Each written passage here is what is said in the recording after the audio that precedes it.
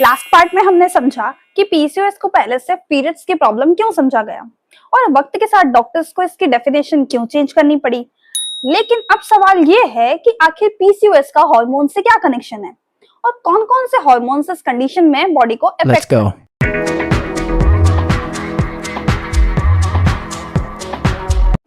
तो सबसे पहला हार्मोन है इंसुलिन। ये हार्मोन बॉडी में ब्लड शुगर को कंट्रोल करता है, लेकिन जब बॉडी इंसुलिन को सही तरीके से यूज नहीं कर पाती है तो उसे कहा जाता है इंसुलिन रेजिस्टेंस। और पीएमओएस में यही प्रॉब्लम सबसे ज्यादा कॉमन देखी जाती है।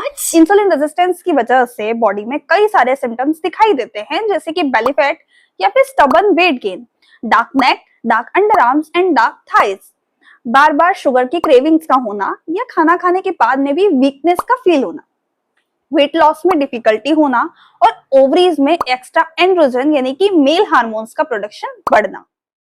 इसके बाद आते हैं एंड्रोजन्स, जिन्हें कॉमनली मेल हार्मोन्स कहा जाता है। इनमें सबसे इंपॉर्टेंट होते हैं टेस्टोस्टेरोन एंड डीएचईएस। नॉर्मली ये हार्मोन्स फीमेल की बॉडी में भी थोड़ी मात्रा में मौजूद होते हैं, लेकिन जब पीएमओएस में इनका लेवल ज्यादा बढ़ने लगता है तब बॉडी में कई नोटिसेबल चेंजेस दिखाई देने लगते हैं, जैसे कि facial hair growth, specially chin area पर, एक्ने एंड पिंपल्स का आना, ऑयली स्किन हो जाना सडनली, हेयर फॉल या स्कैल्प थिनिंग यानी कि फ्रंट साइड से specially, and mood swings, irregular ovulation का होना। यही वजह है कि कई बार पीएमओएस के सिम्टम्स बाहर से भी क्लियरली विजिबल होने लगते हैं, क्योंकि हार्मोनल इंबैलेंस सिर्फ अंदर नहीं, स्किन, हेयर और मेटाबॉलिज्म पर भी असर डालता है। इसके बाद आते हैं ईस्ट्रोजन और प्रोजेस्टेरॉन, जो बॉडी के मेन फीमेल रिप्रोडक्टिव हार्मोन्स माने जाते हैं। पीएमओएस में अक्सर ईस्ट्रोजन कभी हाई तो कभी अनस्टेबल रहता है, जबकि प्रोजेस्टेरॉन कंपैरेटिवली लो या फिर कई बार ऑलमोस्ट एब्सेंट हो जाता है, क्योंकि पीएमओएस में ओव्यूलेशन प्रॉपर्ली नहीं हो पाता और प्रोजेस्टेरॉन ओव्यूलेशन के बाद ही बनता है। हाई या अनस्टेबल ईस्ट्रोजन की वजह से सिम्टम्स दिखाई दे सकते हैं, जैसे कि इरेगुलर पीरियड्स, हैवी ब्लीडिंग होना, breast tenderness, mood swings, water retention या फिर ब्लोटिंग एंड एंडोमेट्रियम लाइनिंग का थिक होना, जिसकी वजह से कई बार बहुत ज्यादा हैवी ब्लीडिंग भी हो सकती है। वहीं लो या एब्सेंट प्रोजेस्टेरॉन की वजह से लेट या फिर मिस्ड पीरियड्स हो सकते हैं, एंजाइटी हो सकती है, स्लीप इश्यूज हो सकते हैं, चाहे बहुत ज्यादा नींद आना या फिर बिल्कुल भी नींद नहीं आना, और पीरियड से पहले या फिर बाद में स्पॉटिंग जैसी प्रॉब्लम्स भी हो सकती हैं। इसीलिए पीएमओएस में सिर्फ पीरियड्स का डिले होना इंपॉर्टेंट नहीं होता, बल्कि हार्मोन्स का पूरा बैलेंस डिस्टर्ब हो जाता है। अब बात करते हैं एलएच और एफएसएच हार्मोन्स की। ये दोनों हार्मोन्स फीमेल रिप्रोडक्टिव सिस्टम में बहुत इंपॉर्टेंट रोल निभाते हैं, क्योंकि यही ओवरीज को सिग्नल देते हैं कि एग कब मैच्योर होगा और कब रिलीज होगा। लेकिन पीएमओएस में अक्सर एलएच हार्मोन्स हाई हो जाते हैं, जबकि एफएसएच कंप्लीटली लो या फिर इम्बैलेंस रहने लग जाते हैं। जब एलएच हार्मोन्स ज्यादा बढ़ जाते हैं तो ओवरीज एक्स्ट्रा मेल हार्मोन्स यानी कि एंड्रोजन प्रोड्यूस करने लग जाती है, जिसकी वजह से एग प्रॉपर्ली रिलीज नहीं हो पाता और धीरे धीरे ओवरीज में मल्टीपल सिस्ट बनने लग जाती हैं।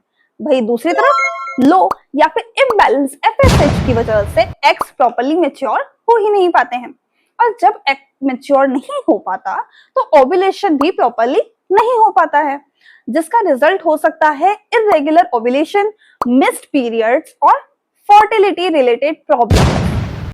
और अब बात करते हैं सबसे ज्यादा इफेक्ट होने वाले हार्मोन की, कॉर्टिसोल हार्मोन, जिसे कॉमनली हम स्ट्रेस हार्मोन भी कहते हैं।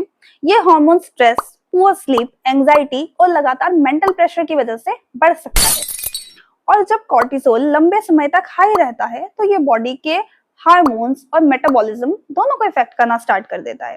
इसके इफेक्ट्स हो सकते हैं बार बार शुगर क्रेविंग का होना, बेली फैट बढ़ना, बॉडी में इन्फ्लेमेशन का बढ़ना, हेयर फॉल होना, पीरियड्स का डिस्टर्ब होना और इंसुलिन रेजिस्टेंस का और ज्यादा वर्सन हो जाना। इसीलिए पीएमओएस सिर्फ फूड या फिर हार्मोन ही इंपॉर्टेंट नहीं होते, बल्कि स्ट्रेस लेवल्स और स्लीप क्वालिटी का भी बहुत बड़ा रोल प्ले होता है। Now last but not the least, thyroid hormone यानी कि टीएसएच, T3 एंड T4।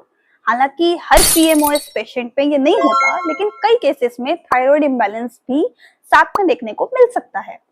जब थायराइड हार्मोन डिस्टर्ब होने लगता है तो बॉडी का मेटाबॉलिज्म स्लो हो जाता है, जिसकी वजह से सिम्टम्स दिखाई देने लगते हैं, जैसे कि वेट गेन, हेयर फॉल, ज्यादातर फटीग या फिर लो एनर्जी का होना, ड्राई स्किन होना, डिप्रेशन या फिर low mood swings and irregular periods का होना।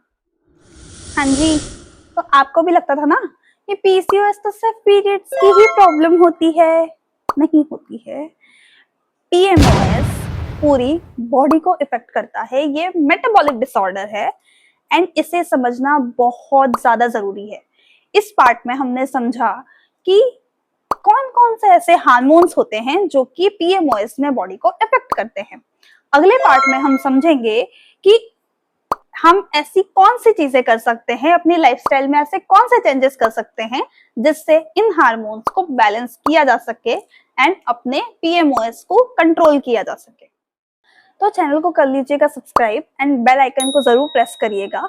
मेरी नेक्स्ट वीडियो आएगी नेक्स्ट संडे इवनिंग में। एंड अगर आपके कोई भी क्वेश्चंस हैं पीएमओएस से रिलेटेड या फिर कोई भी ऐसी चीज है, कोई सिम्टम्स आपको है लेकिन आप श्योर नहीं हो कि ये पीएमओएस हो सकता है या नहीं हो सकता है, या फिर आपको थायराइड है और उससे आप कैसे क्योर करो नहीं समझ में आ रहा है, तो आप मुझे कमेंट कर सकते हो। Thank you so much.